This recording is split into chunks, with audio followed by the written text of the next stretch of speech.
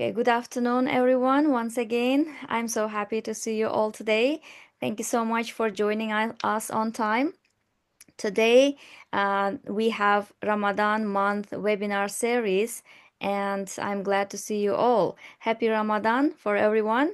And it's already spring in Uzbekistan. And what about in Indonesia? I think Setia Alam Safitri, you are from Indonesia, right? Yes, How, right.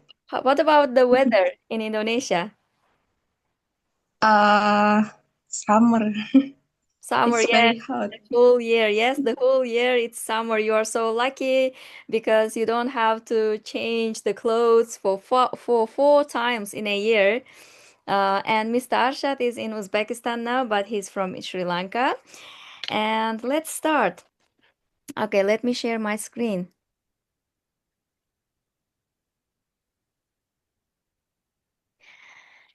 So, welcome everyone for our Prime Scholars Academy webinar series. And today we have Ramadan webinar series, and topic is boosting speaking skills in ELT.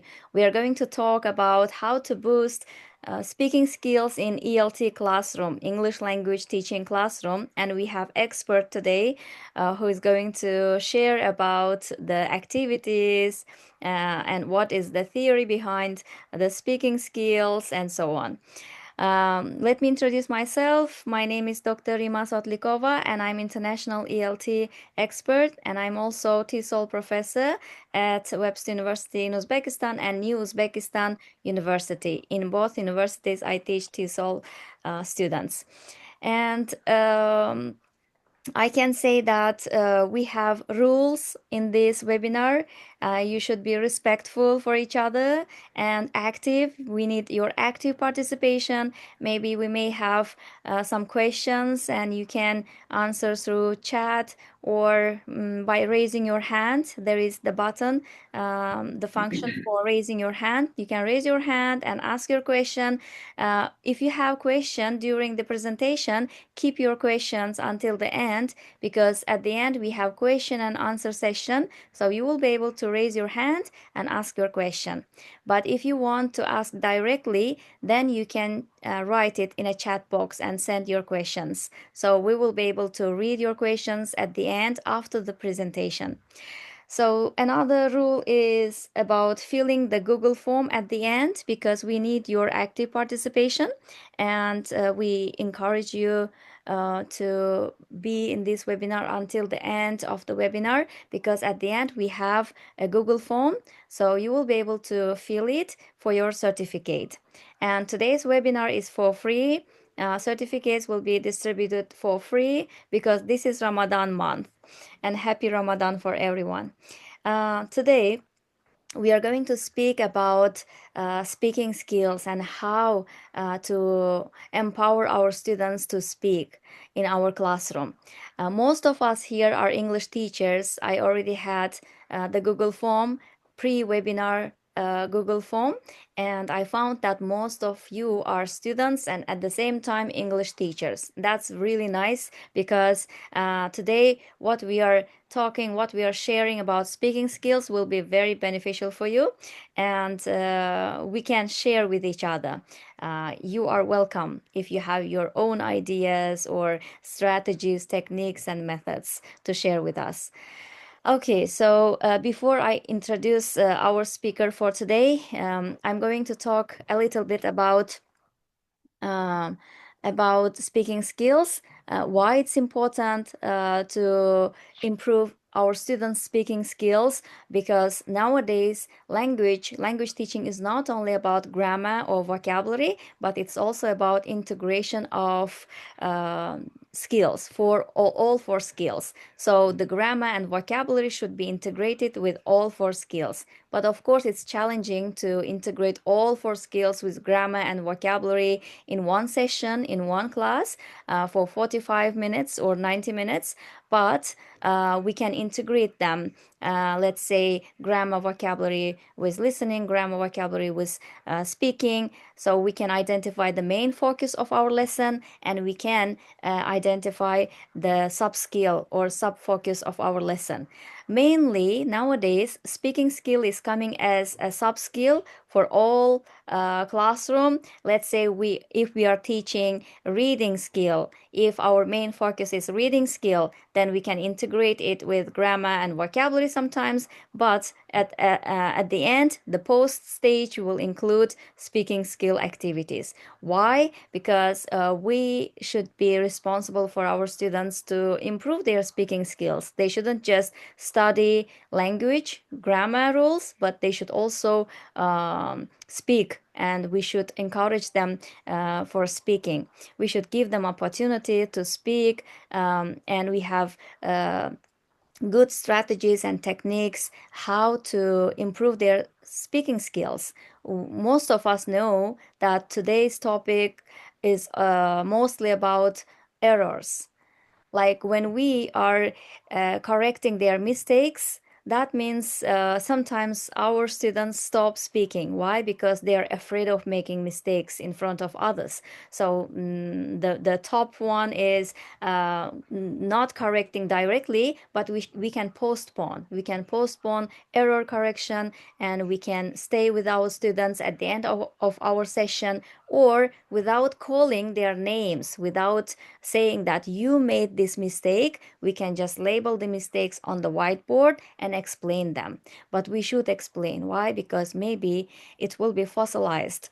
Fossilization is very dangerous, because if they have fossilization, then they will repeat the mistakes over and over again. So we should postpone, but we should talk about that mistake at the end. And also, we should give them opportunity to speak by building warm environment in our classroom. Warm environment means friendly atmosphere. When we don't have friendly atmosphere, this is problem how they cannot build good speaking skills. How we can build warm and friendly atmosphere. Now this is the question for the audience. Let's engage, and if you have the answer, you can write it in a chat box with 1 or 2 words. What can be a warm atmosphere for you to build warm atmosphere in your classroom? To engage in activities, maybe.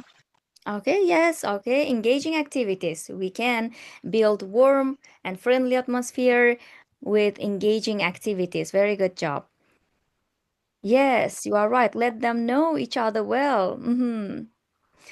Get to know each other activities. Yes, so when we start our sessions, it's very important to conduct get to know each other activities most of the time.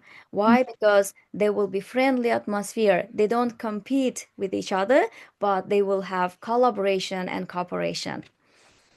And through engaging activities, Kamola, yes, you are right. Madina, group work, pair work, can help. Yes, so we should have the variety of activities to build friendly atmosphere and to engage them and to improve their speaking skills. When we have the variety for grouping, let's say not only individual work but also group work, pair work, whole class work, then they can collaborate with each other and they can speak while they are discussing, and they will improve their speaking skills. Very good job. Nigora, group work works well. Yes, I agree with your point. Who else? Anyone else? Okay, yes, I agree with all of you here. That means you are doing really good job in your classroom. I can imagine you as a teacher in front of your students. That means you are engaging your students with interactive activities, and you are building friendly atmosphere by conducting get to know each other activities. You are building collaboration, cooperation, not competition in your classroom. Very good job. So those are the strategies that we can do to improve our students' speaking skills.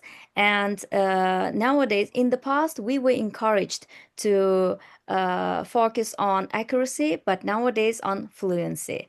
How we can focus on fluency, of course, with speaking, engaging and interactive activities for speaking skills. But it doesn't mean that we should ignore grammar, because grammar translation method is traditional. No, it is helpful in some parts of our lesson. Of course, we should have grammar tasks or exercises or activities as well, because we need accuracy plus fluency. So let's give time to our honorable speaker for today. Let me introduce our honorable and respected speaker for our webinar today, professor at Ajo University in Tashkent. He's from Sri Lanka, Mr. Arshad SMBM. Am I right? My pronunciation for your calling your name or? Perfectly right. Okay, so he's working now in Tashkent at Ajo University. Is it Ajo or AGOU? Aju, yes. Aju, okay, Aju University. He's professor of English language, and he's so active in Uzbekistan. Wherever you go to any conferences, you can meet him because he's always asked to come as a speaker for the international conferences. And I met him in Gulistan conference and also in Tashkent in several international conferences. And he's always sharing about he's mostly sharing about speaking. So that's why we selected this topic for our webinar, because his strategies were very beneficial. I found them very beneficial. Thank you so much, Mr. Arshad, for coming and joining us today. We are so happy to see you, and we are so proud of you. Let's start our webinar with you. If you are ready, you can share your screen and start your presentation. Time is yours. Thank you very much. So, yes, as we all heard, my name is Arshad, and I'm again from Sri Lanka and working as a professor of English at the Department of English Philology and Management at Aju University in Tashkent.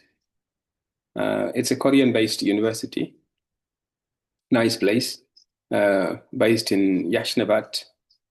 I really enjoy working here and teaching Uzbek students and some other foreign students. We have students from China and some other countries.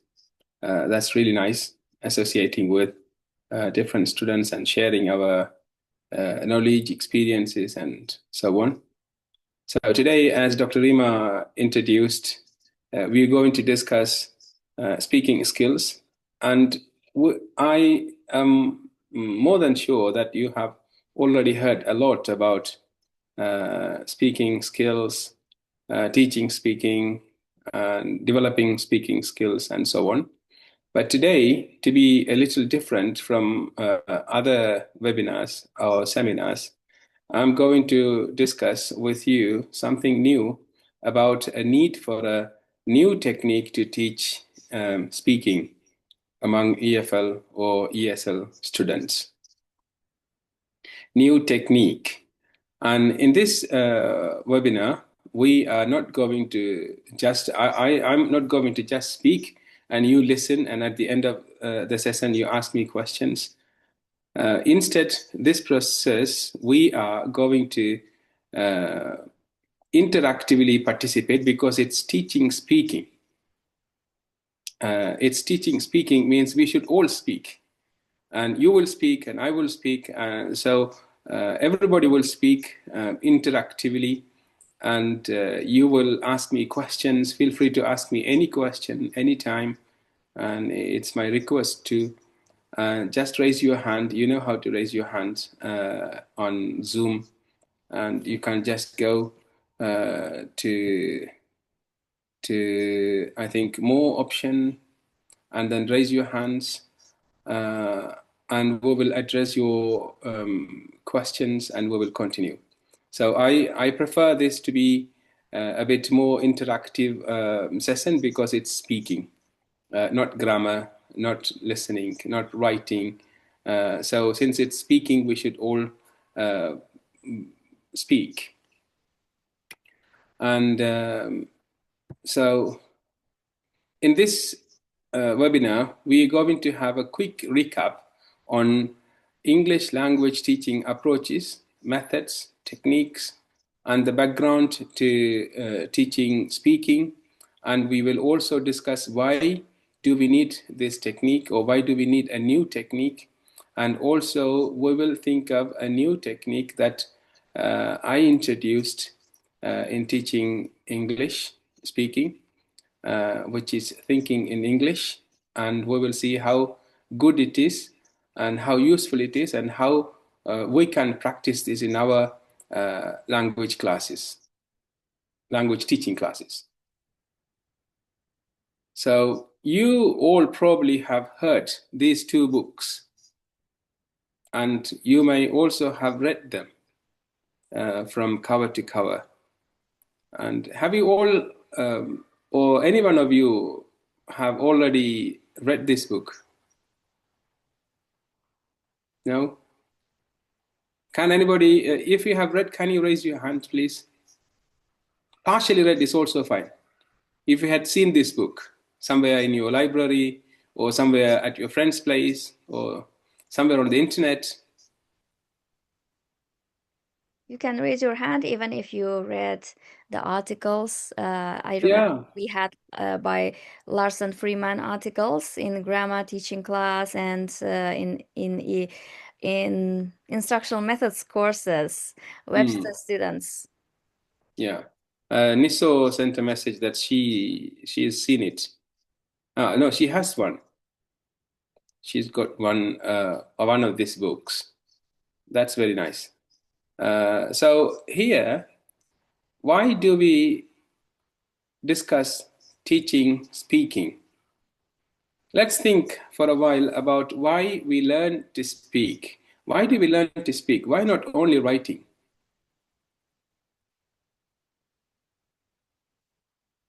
We have two productive skills and two receptive skills. Listening and reading are receptive skills, where we listen, where we receive information or language input, while writing and speaking are productive skills, where we produce the language. So you can communicate with another person in two ways. One way is by writing something, the other way is by speaking something. We also have signal language, that's different. But in general human context, we either write to somebody or we speak with somebody. So why speaking is comparatively better, or speaking works more than writing? It is faster. It's faster, yes. We can express our opinion, like our ideas, faster than in writing. And like we can express our emotions by our intonations and the pace of speaking, I think. Exactly. Any other ideas, please? Well done, Ms. Iroda. In a chat box also we have some ideas. Understand each other, to communicate, to read the articles. I read the article. To communicate, understand each other, to show your emotions, and so on. Yes, wonderful. I've also listed certain aspects or certain benefits of speaking skills. Speaking is the easiest way to communicate. For example, now it's real. Yeah, it's very real, yes. If I want to talk to a person in Uzbekistan, I go with a pen and a book. He also comes with a pen and a book, and I write, "How are you?"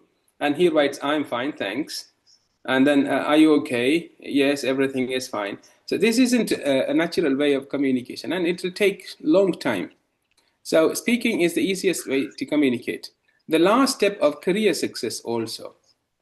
When we apply for jobs or for higher studies, we write everything. We send our CV, we send our letter of interest or expression of interest letter, and we send our portfolios and everything. After everything is sent, they read our portfolio, our profile, our qualifications, and then they call us for a final discussion to see whether we are suitable.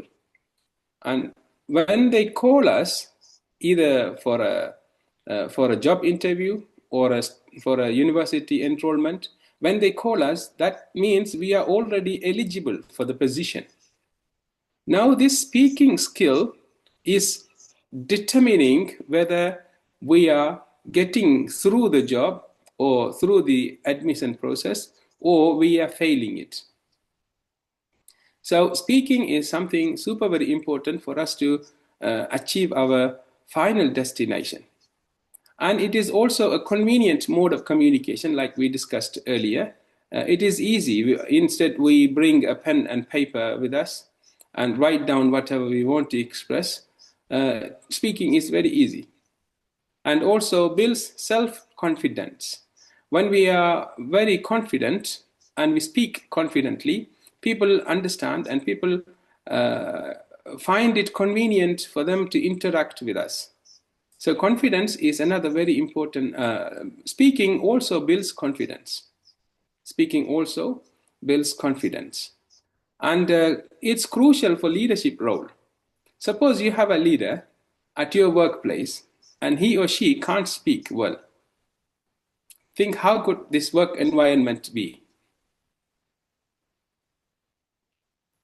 So if you take this work environment and the leader can't speak well, or he is not at speaking skills, and there won't be a good administration. So it is also very important to have a good leadership role.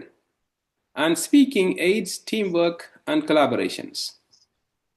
So if we don't speak, we can't associate, we can't collaborate, we can't have a team together. And if we are not speaking and we are alone, always, we are alone and we will be alone. But if we speak and you can find people speaking to you, and you can build a good network and a good team, like now Dr. Rima is making this team. She is talking, and if she isn't talking, and we want to be here. So speaking is something very important to connect people and to build the team and to have a collaborative work environment and so on.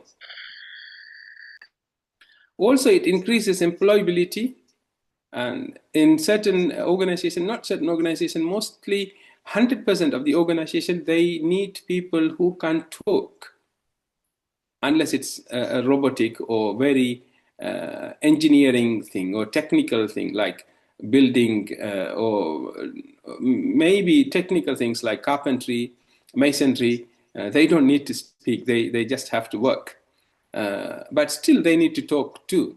If they're working, if they're only building buildings all the time, they're not talking, they'll find it very boring. And sometimes if you notice masons working, they play sometimes songs, they talk each other and so on. So it also, employability is something very important, and that also is a benefit of how good we are at speaking.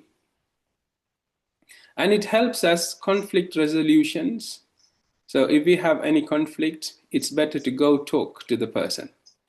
If we don't talk, the conflict will remain, and the hatred will grow, and the grudge will grow.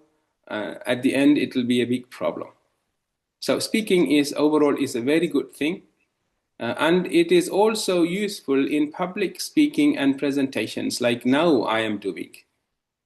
If I am not a good speaker, most probably you all won't be here.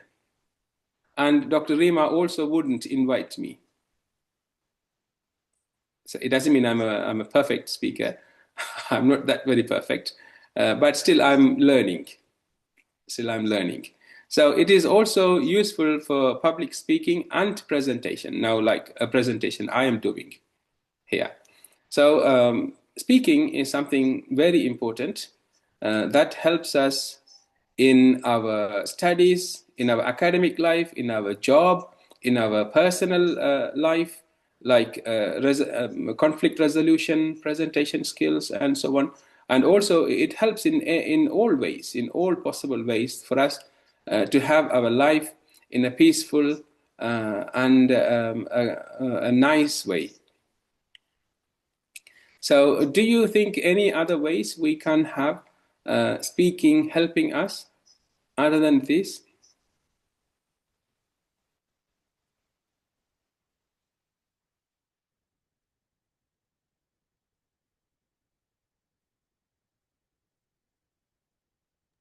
You can directly answer if you have any idea. Yes, yes. Just unmute and say yes, I do, or no, that's all, or we can't. I can't think of anything else at the moment, or something like that. Just to keep you interacted, you with me and with us. There is an and so answer in a chat box. on. Yeah, yeah. To show what you think. Yes, yes, Madina.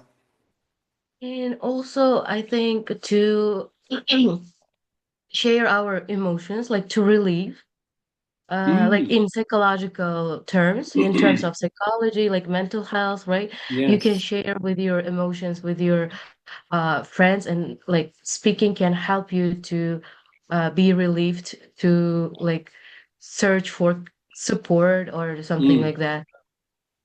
That's right. That's right. Perfect. Yeah. Or through speaking, you can kind of connect with the audience rather Mm. than with the writing or other ways. Mm. Yeah, through Perfect, speaking, Kamala. it's better to be kind of to feel that connection with the audience. That's true. That's true. Thanks, Miss Kamala, and thanks, Miss Iroda. And yes, Miss Madina has also sent a message to the chat box. To the chat, speaking is the thing that separates human being from animals. That's true. But still, we heard from certain scientific studies that animals, they talk among them. But still, it is a way that differentiates us from animals. So we can't talk to animals, and animals can't talk to us. So yes, that's a perfect point too. Wonderful. Thanks, Miss Madina. And so on. And next, we are discussing approaches, methods, and techniques. Oh my God. When we hear these three words, we kind of feel a little bit of, again, approaches, methods, and techniques. Feel totally free. It's not about those theories. We are just having a quick recap to this, and I'm not going to ask any question on this. So take it very easy. But you can share your ideas about approaches, methods, or techniques. What about approaches? Approaches are the theories or beliefs or concepts or theoretical aspects that help us how to uh, design the method. So, approach is the theory in short. Approach is the theory. We have different theories. Um, does anyone have heard about? Does anyone have heard about any theory that supports speaking?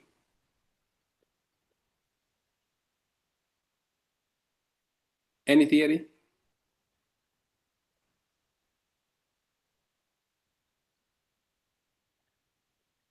You can write in a chat box if you are not sure. Yes. We can discuss. Yes. Communicative approach. Yes. Communicative approach. Exactly. Yeah. Communicative approach is based on national approach, or sorry, notional approach, or natural approach, or interactionist theory. Krassen's interactionist theory, and so on. So there is one theory, for example, Krassen's interactionist theory. This interactionist theory means when you are interacting with people who know a little better than you do, you are learning something. So that is approach, that is theory. And based on this theory, we will find out a method to teach speaking. So now interaction is a good thing. So if you find interaction is a good thing in theory, then we will find out, let's say, communicative language teaching method, in which we will use certain techniques like role play, dialogues, picture description, debates, and vocabulary drills, and so on. So here we have approach, which is mostly about the theory. And next one is the method, which came from approach, and techniques help us to implement the method. Techniques help us to implement the method. So we have approaches, methods, and also techniques. And this can be for all 4 skills. Actually, in English, we have not only in English, but all languages, we say 4 macro skills, but still there is vocabulary, grammar, and pronunciation hidden behind these 4 macro skills. And these approaches, methods, and techniques can help us to improve our learners' learnability. And we are today discussing only speaking, and these are some of those approaches. And in language learning, approach shows the way of how to teach the subject or describe the nature of the subject matter to be taught. So here we are discussing speaking. And the philosophy of the theory. This is a philosophy. This is a theory. Set of principles, beliefs, and ideas about the nature of the language. And also approaches give the rise to the method. Like I mentioned earlier, we get methods from approaches. So we have different types of approaches based on different theories. Grammar translation method, this means the more interaction too. And first language is useful to learn the second language. Grammar translation method tells us first language is useful to learn the second language. But that's not perfectly true.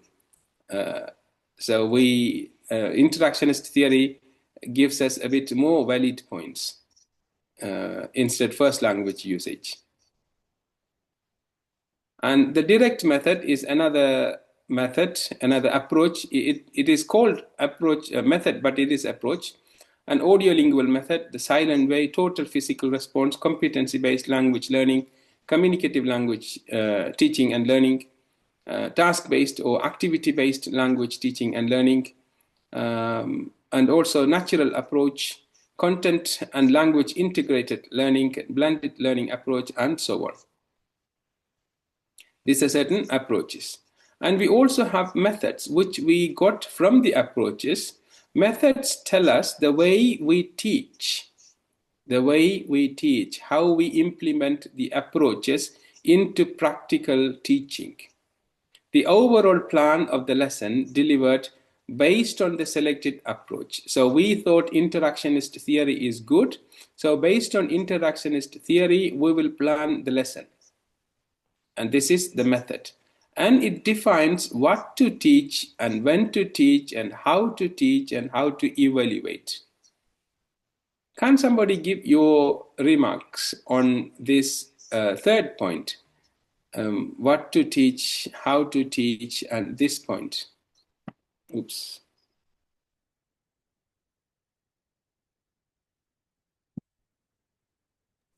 It's kind of according to needs analysis. We have to know about what to teach to the students. And need analysis. That's a very key word. Thank you very much, Ms. Madina. Need analysis. So we should know what we are teaching. When we are teaching a role play, don't mix it up with grammar. We have integrated language teaching method also. Integrated language teaching method is one of the latest methods in which we integrate all skills into one lesson. But it doesn't mean we are combining everything into one section. We will have first, if it is reading, we read first and we answer reading question, and then we look at vocabulary from the passages, and then we look at the grammar from the passages, and then we look at the structure of the sentences from the passages, and so on. So we don't always combine everything into one, but we have a step-by-step process. So here, what to teach is the topic, what topic we are teaching, and when to teach. When is teaching? Well, we should know students' need, like Ms. Madina mentioned, and also this when depends also on the level of the students. So when means not only the time, it also about the level of language learners' language proficiency. So if we are learning a C2 reading passage to a grade 5 student, that's not a real suitable when. So we need to find out when exactly we are teaching certain topics to which student. This one is like that. And how is the way we deliver the lesson, how we are delivering it, and are we using it? Are we using some games, or are we using some group discussions? Are we using some flashcards? And are we using some certain different methods to teach this area, and so on? And evaluation is another very important thing, you know. And every time when we teach, we must evaluate how the students are progressing in that certain topic. And the method covers particular skill to be taught, not all skills, particular skill. If you are teaching reading, we concentrate only on reading. If we are teaching speaking, we concentrate only on speaking. And this speaking can be integrated with vocabulary, grammar, pronunciation, and so on. But with vocabulary, grammar, and pronunciation, they are sub-skills which are always together with all other macro skills. Vocabulary is there in reading, vocabulary is there in listening, vocabulary is there in writing, vocabulary is there in speaking too. But only pronunciation isn't integrated with writing. But pronunciation is there in other all skills. And the appropriate, and also the role of teacher and learner in language teaching and learning. So method tells us how and what the teacher should do to deliver the lesson effectively. The appropriate procedure and the technique and what procedures we are going to do. Procedure is another thing of how we start presenting our lesson. And sometimes we do a little warm-up, and sometimes we ask different questions related to the topic, and so on. And the content to be taught. And in method section, we also decide what content we are teaching in this particular lesson. And also the order in which the content will be presented, in order, the order of which we will use to present our lesson. Okay. Now, we have certain techniques, or should I ask you to think of certain techniques to teach speaking? It's okay, we will continue. So we have these, I found out these certain techniques we can use to teach speaking. So speaking, teaching is not just teaching. And when we teach, we have to be aware that there are minimum 4 testing items. There are minimum 4 testing items.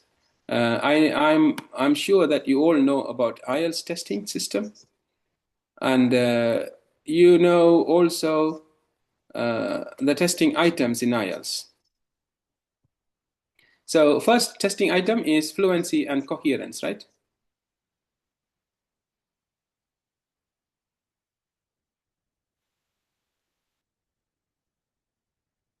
Comrades? First testing item is fluency and coherence. What does fluency and coherence mean?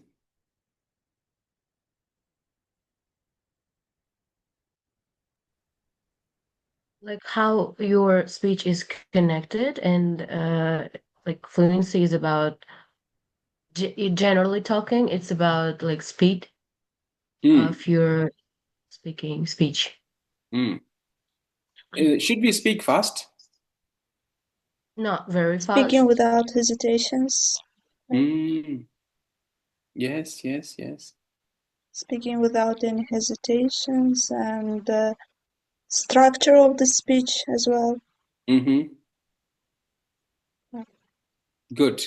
So fluency is more about confidence, no long pauses, no hesitation, and no gap fillers, and natural way of speaking the language, and so on. So fluency is about confidence, no long pauses, no gap fillers, and natural linking the sounds, and so on. And what about coherence?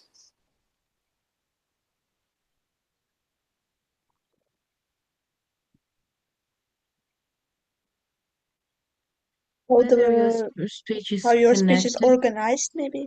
Exactly, yeah. How how your speech is organized. What are you saying first, and what are you speaking about second, and what is coming the third?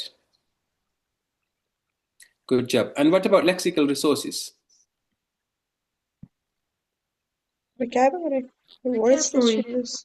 Vocabulary, yeah. Which word we choose? Which word we choose? And do we necessarily need to choose all very C2 words? Of course not. Not much. No, never. Topic-based vocabularies. We can, yes, topic-based vocabulary and most relevant vocabulary, and also contextually suitable vocabulary. Contextually suitable vocabulary. And some people tend to use, thinking that it's good to use advanced vocabulary, and they choose inappropriate vocabulary. And pronunciation. Pronunciation is, we know, and especially not everybody are required to speak like a native English speaker, and pronunciation is perfectly subject to the first language influence. So it's absolutely fine to speak the way the learner could produce the sound, but there shouldn't be some certain mix-up of sounds, like voiced and unvoiced sound distinction, p, b, v, w, and so on. Right, now role play is one technique. How do we use role play? Has anyone used role play? Always? Role plays when, not always, but mostly. Good. It has advantages, of course, like students not only talk about something, but they also interact with each other. Yeah, and Great. their imagination also works, maybe. Yeah, it's more authentic. In which situations are they speaking? Yeah, they're authentic as well. I agree It with is that. authentic too, yes. Role play is authentic too. And storytelling? I think it can be used in the beginning, like for beginner elementary level students, so that they will be able to organize their speech, learn the structure, and it will improve their coherence, I think. And as for role play, it can be mostly used for ESP students, so that they can use the terminology learned in the context, in authentic context. I see. And we also have, these are really techniques that we can discuss for hours and hours. Since we have limited time, I think we will proceed moving on. But somehow in the future, we will discuss more about each technique and how they work. And we have also discussion and debates. And when we discuss these techniques, we should think from the learner's point of view. From the learner's point of view, how learners use this to improve their language, and not from the teachers, not from our point of view. All right, that's one important thing. And next thing is, why do we need this technique? So techniques are to improve our fluency and coherence. Techniques are to build our lexical resources. Techniques are to enhance our grammatical competence. And also pronunciation is the ability for us to articulate sounds correctly without any misunderstanding or any lead to misunderstand what we say. Next thing is, we are discussing thinking in English. Since we don't have much time, I will very briefly explain what thinking in English is. Thinking in English is a very new topic. You may also type on YouTube or on Google and see what thinking in English is and how they work. But actually, for the first time in 2009, I used this term. So it's a cognitive skill which internalize the patterns and structure within the person. And it increases practice by repeating thinking the language. And it activates passive vocabulary. And we have different ways to do our thinking in English practice. Thinking in English practice, by its name, we can understand. We think in English directly. We don't use the first language. And we have day planner, day recap, rehearsal, and observation. These are four techniques or four ways to practice thinking in English. Day planner means every day when you get up in the morning, you think about what you do in English for like 30 seconds, maximum 1 minute. Not more than 1 minute, because you won't be able to practice it for a long time if you do it for more than 1 minute. It'll become difficult because the student will not know enough words to interpret everything he thinks or she thinks. So try to minimize the thinking in English time to be maximum 1 minute. Maximum 1 minute, but it should be regular every day. And day recap is at night. Before we go to bed, we think about what we did. But students in general, they have same routine every day. Get up in the morning, take a shower, and have breakfast or have breakfast on the go. Go to the lectures or go to the classroom and study, come back home in the afternoon or evening. And their daily routine is almost same. But we should encourage them to think about something they want to do.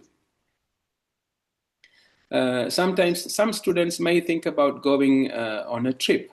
Some students may think about joining some parties, or some students may think about attending some functions or visiting some places and so on. So we encourage them to think about different situations so that they will learn different vocabulary, different expressions, and different contextual based language.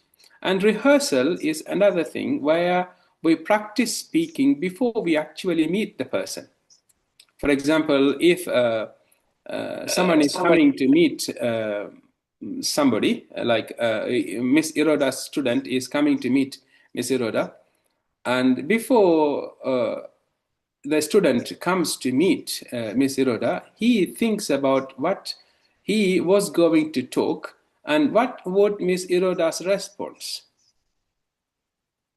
It's like he is becoming two persons, and he is playing a role play within him. And this role play will help the student to realize something what he doesn't know, but he must have known it already. And observation is about observing things around us. And most of the second language learners or foreign language learners don't know very simple things around us. Sometimes when we ask, what is this, what is that, things that are around us, people don't know.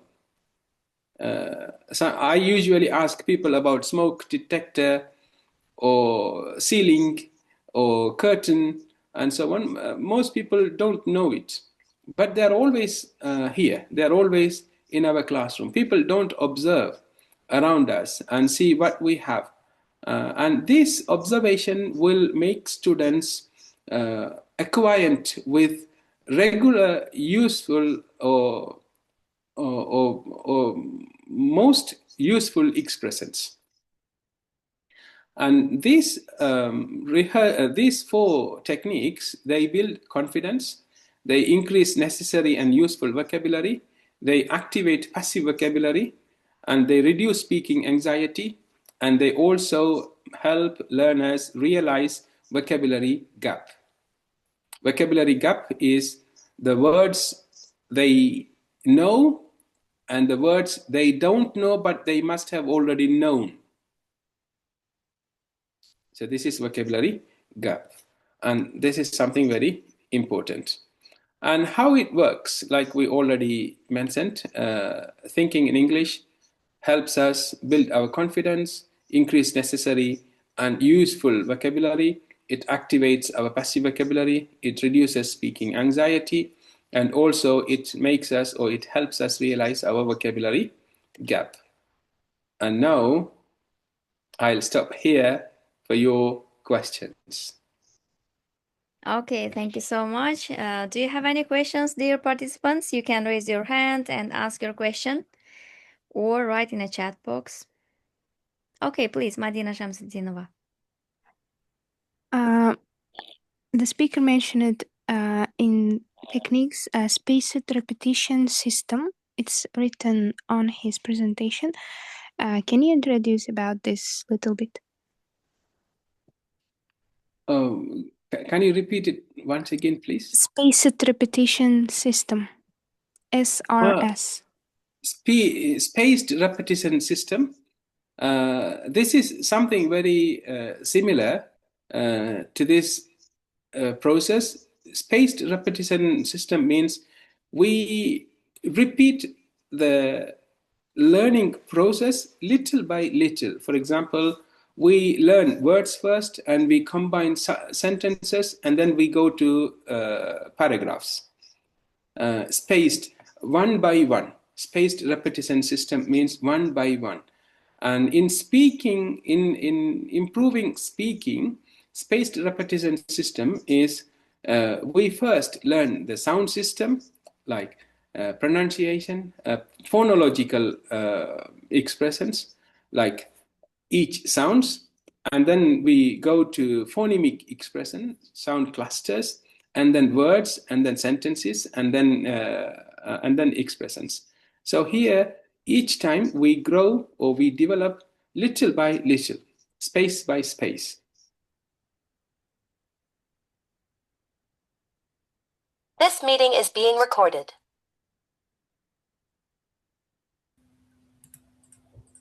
Did I answer your question, Miss Madina? Yes. Thank you. Thank you. I've just left my contact here, and you can get it from Dr. Rima also. And in case you have any questions in the future regarding teaching English, teaching speaking, and also article writings, paper writing, research works. I'm very much into research works. So we can always get in touch and we can discuss regarding academical and academic developments. Okay, thank you. And we have another question here. How can we encourage shy pupils at school? From Nigora. Shy people, we have actually in second language acquisition theory, there are different ways of motivation. Intrinsic motivation, extrinsic motivation, and also we have different types of learners. Shy people can be motivated. Shyness is not actually a sickness. It's just personality differences. By motivating students, we can eliminate shyness. This is based on certain studies. They also discussed these motivation aspects with shyness.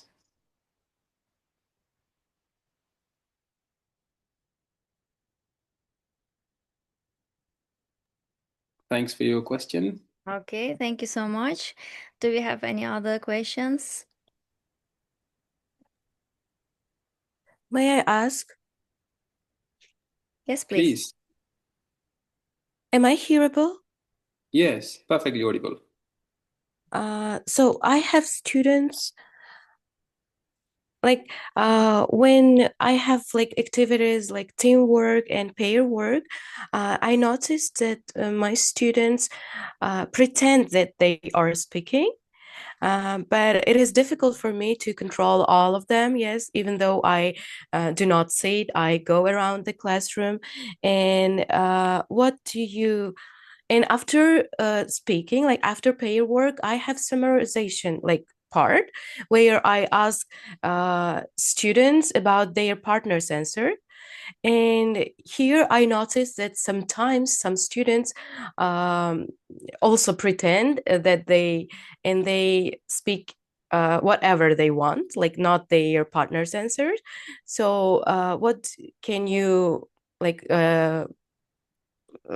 recommend me here, advise me, like what maybe there is some other strategies or there are some other strategies or techniques?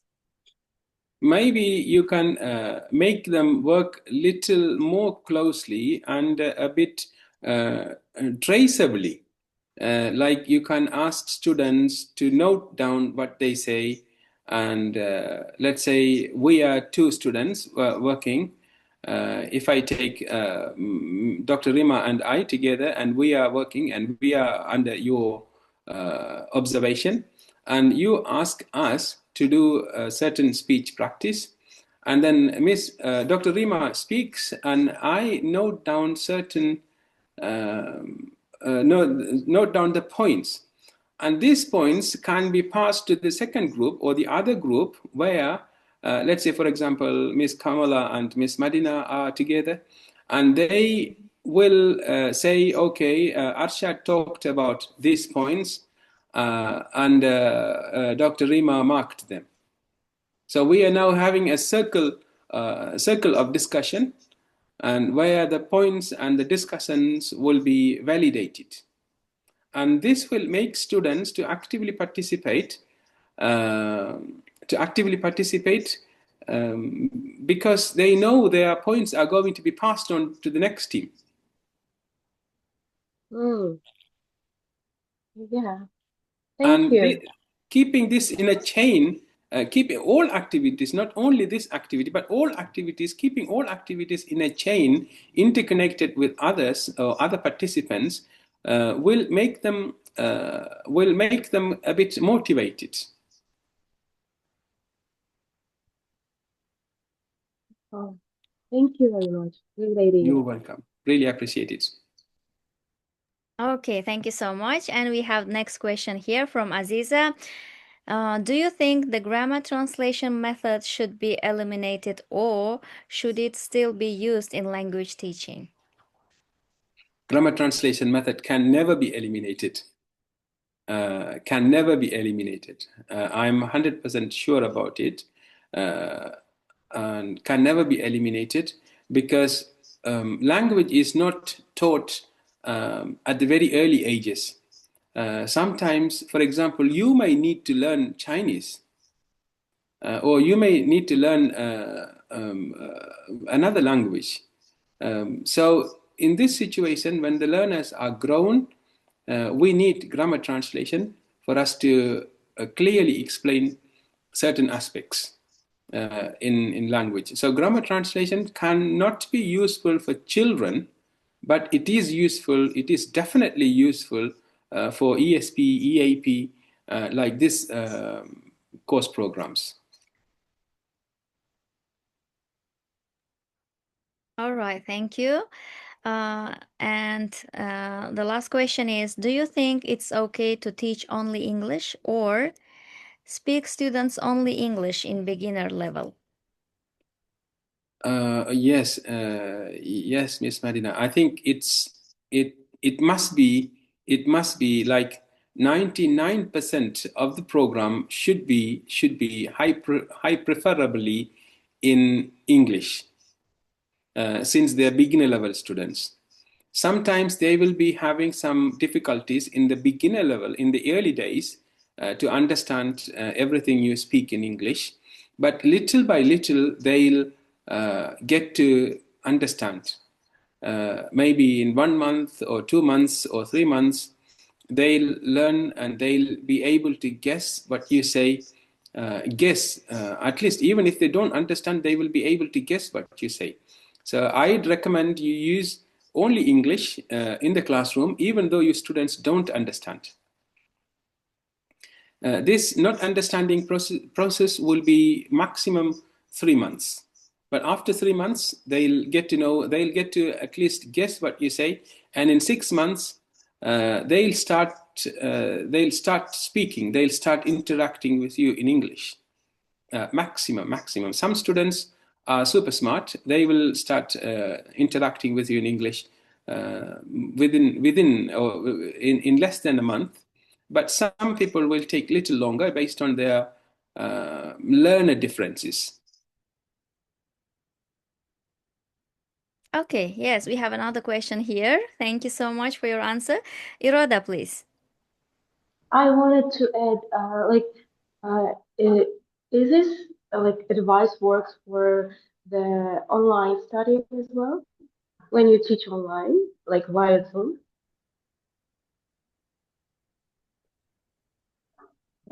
Teaching language online via Zoom for children isn't that very productive. I taught English for different country people. I taught English online to Russians, to French people, to Denmark people, to Netherlands people, Chinese, Vietnamese, and many country people. But for children, it doesn't work really well, unfortunately. But for adult people, elderly people, and who are extrinsically motivated, who want English for their job, for their higher studies, for their migrational purposes, and so on, they were motivated and it worked well with them. But for children, for beginner level students, online teaching language courses aren't very active, unfortunately.